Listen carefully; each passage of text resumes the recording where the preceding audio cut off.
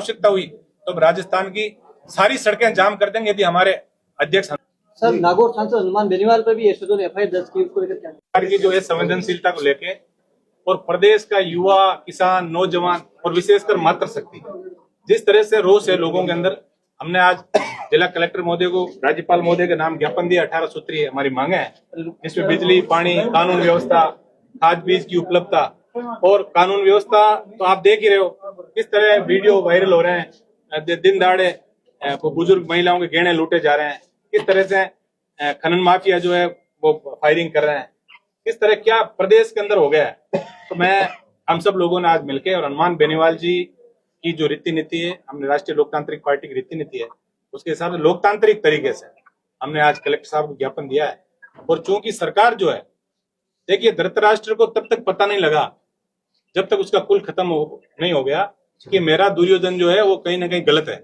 तो सरकार में जो मुख्यमंत्री जी बैठे हैं उनको भी पता नहीं लग रहा है उनके मंत्री प्रदेश में क्या कर रहे हैं, इस जिले में क्या कर रहे हैं। उगाई वो जो जीरो टॉलरेंस की बात करने वाली सरकार के जो विधायक हैं वो 40% कमीशन में किस तरह मीडिया के सामने नंगे हो गए। लेकिन और जिस तरह हमारे एक मंत्री महोदय का वीडियो वायरल हुआ, एक पुलिस कर्मियों को जिस तरह से माँ बहन की गाली दे रहे और मीडिया ने छोटी सी बाइट के अंदर 27 बार मीडिया को बीप बजानी पड़ी। ये चरित्र और संस्कार की बात करने वाली भारतीय जनता पार्टी का जो दोगला चरित्र जो है उसको लेके हमने आज ज्ञापन दिया है। गाय को माता कहते हैं, जब चुनाव आते हैं तब गाय को माता कहेंगे, बैल को बाप कहेंगे, सांड को ये नंदी महाराज कहते हैं। और चुनाव होने के बाद इनको न गाय से मतलब है न बैल से मतलब है। और जिस तरह अभी हाल ही की जो पश्चिम बंगाल की सरकार है उन्होंने एक नोटिफिकेशन जारी किया है कि 14 साल के से ऊपर की अवधि की जो उम्र की गाय जो है उसको आप काट सकते हो सर्टिफिकेट लेके। तो कल कोई आदेश ये भी निकाल देंगे कि जो 60 साल से ऊपर के जो माता पिता है उनको भी आप कहीं ना कहीं आश्रम में भर्ती करा दीजिए। ये जो नीतियां जो भारतीय जनता पार्टी की उसको लेके रोष है। हम जनता के सामने जाएंगे और इनका जो दोहरा चरित्र है भारतीय जनता पार्टी का, उनके चरित्र को हम सब जगह लोगों को दिखाएंगे। किस तरह सिर्फ वोट प्राप्त करने के लिए ये लोगों से वादे करते हैं, अच्छी बातों में अच्छे संस्कार की झूठी बातें करते हैं, इनके संस्कार किसी से छुपे नहीं। हम एक मांग हमने ये भी की है कि राष्ट्रीय लोकतांत्रिक पार्टी के पदाधिकारियों को, कार्यकर्ताओं पे जिस तरह झूठे मुकदमे दर्ज किए जा रहे हैं, जिस तरह की हिटलरशाही और अंग्रेजी जमाने का की याद हमने इतिहास के अंदर ही पढ़ा, किताबों में पढ़ा अंग्रेजों ने क्या क्या जुल्म किए।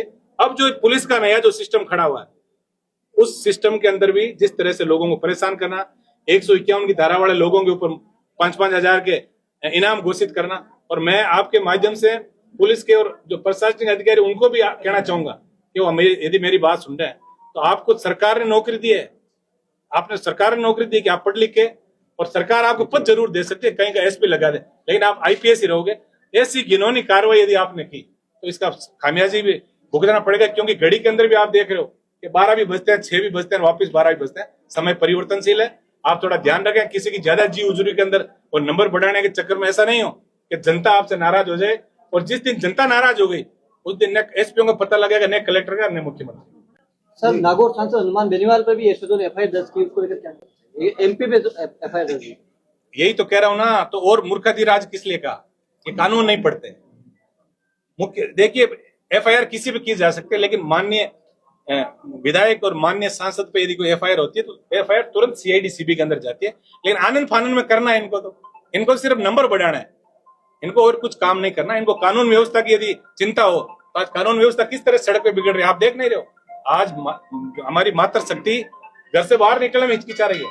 ये भजन लाल जी के आने के बाद जिस तरह गुंडागर्दी जो हुई, आज देश के अंदर पेट्रोल डीजल की बात करें, गैस की बात करें, माननीय प्रधानमंत्री जी बार बार आग्रह कर रहे हैं घर से बाहर मत निकलिए भाइयों और बहनों।